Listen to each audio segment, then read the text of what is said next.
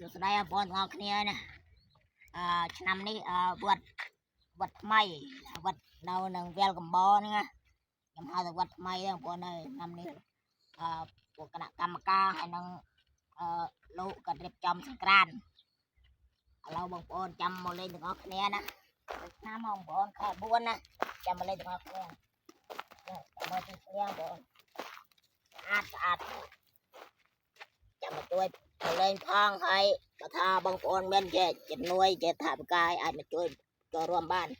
ព្រោះនៅក្នុងវត្តនេះនៅខ្វះច្រើនបងប្អូនសូមតែជំនួយទេបងប្អូនហើយអរគុណច្រើន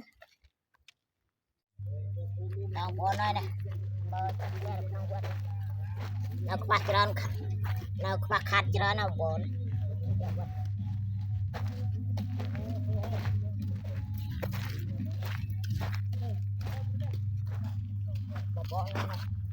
បងលបងกับยอดน่ารักจะลองใส่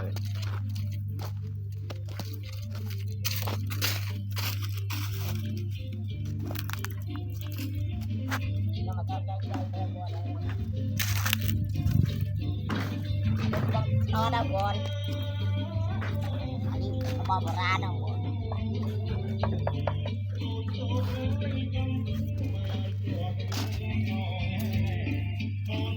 บอลนะตาตะกันไรตามดักยังไรไงก็นำอย่าโดนไรกระไร